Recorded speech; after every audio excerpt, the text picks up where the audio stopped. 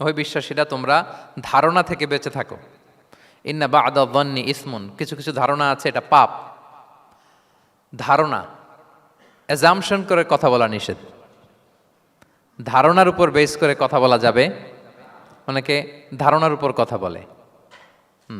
বেশিরভাগ ধারণাই মিথ্যা হয়। ধারণার বেশিরভাগ কি হয়?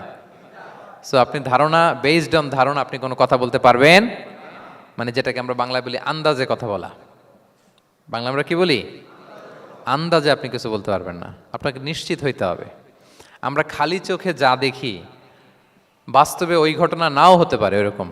হোয়াট এভার উই সি, এটা রিয়েল সিনারি নাও হতে পারে, ভেতরে হয়তো এমন কিছু একটা আছে যেটা আমরা জানি না। এজন্য ধারণা করে কথা বলা নিষেধ ইসলামে। ওয়া ইন্না যান্না লা ইউগনি মিনাল হাক্কি শাইআ, আল্লাহ বলেন ধারণা কখনো সত্যের বিকল্প হতে পারে না। আপনাকে সত্যটা জেনে বলতে হবে, আপনি ধারণার উপর কিছু বলতে। আমরা এরকম সমাজে অনেক করি, অনেক।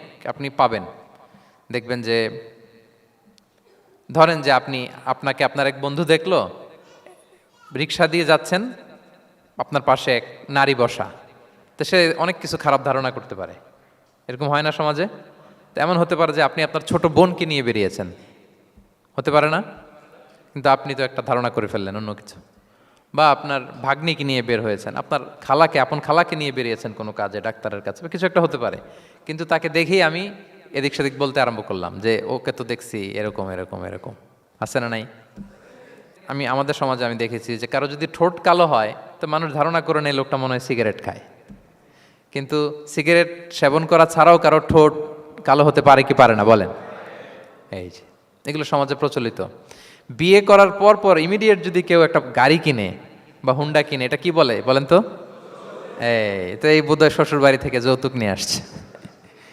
দেখছেন, এরকম ভুরি ভুরি আপনি সমাজে পাবেন যে আন্দাজে ধারণার উপরে আমরা অনেক কথা বলে ফেলি, কিন্তু নিশ্চিত না হয়ে আপনি কোনো কমেন্টসে যেতে পারবেন না, এটা একেবারে নিষেধ।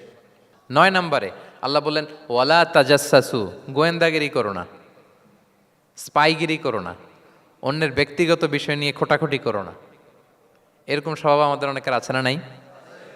অনেকে দেখবেন যে অনেকের প্রাইভেট বিষয় নিয়ে খোঁচাখুচি করতে সে বড্ড মজা পায়। আছে এরকম? এটা হারাম। আওয়াজ করে বলুন, এটা কি? ওয়ালা তাজাসসু, গোয়েন্দাগিরি করো না। Everyone has personal space and no one should interfere someone's personal space. কেউ কারো পার্সোনাল স্পেসে ইন্টারফেয়ার করা যাবে না। প্রত্যেকের একটা প্রাইভেট এরিয়া আছে, প্রাইভেসি আছে। দেখেন ইসলাম প্রাইভেসিকে কত গুরুত্ব দেয়, প্রত্যেকের প্রাইভেসিকে ইসলাম কত গুরুত্ব দেয়। কারো প্রাইভেসির মধ্যে ইন্টারফেয়ার করা এটা ইসলাম পছন্দ করে না। এজন্য খবরদার, কারো ব্যক্তিগত কোনো ইস্যু নিয়ে আমরা নাক গলাতে পারবো না। কারো মোবাইল ধরে মোবাইলের গ্যালারি চেক করা, কারো ইনবক্স চেক করা, কাউকে না বলে কারো চিঠি পড়ে ফেলা, উকি মারা, আড়ি পাতা, এগুলো হারাম। এগুলো কি? এরকম সব আমাদের আছে না নাই? আড়ি পেতে শুনতে চাই, উকি মারি, তারপর সে কি করে দেখি তার প্রাইভেট মুহূর্তে, তারপর তার মোবাইল চেক করি, তার গ্যালারি চেক করি, তার ইনবক্স চেক করি। এই দায়িত্ব ইসলাম আমাদেরকে দেয়। এমনকি ইসলামী রাষ্ট্রও যদি হয়, ইসলামী রাষ্ট্রের জন্য এটা দায়িত্ব না যে প্রত্যেকে ব্যক্তিগত তার বেডরুমে তার প্রাইভেট লাইফে কি করে এটা দেখা, ইটস নট হিজ বিজনেস।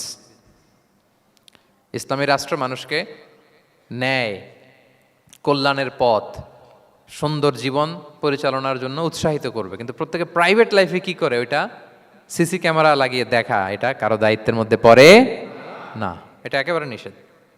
এটাকে বলে তাজাসসুস, গোয়েন্দাগিরি করা।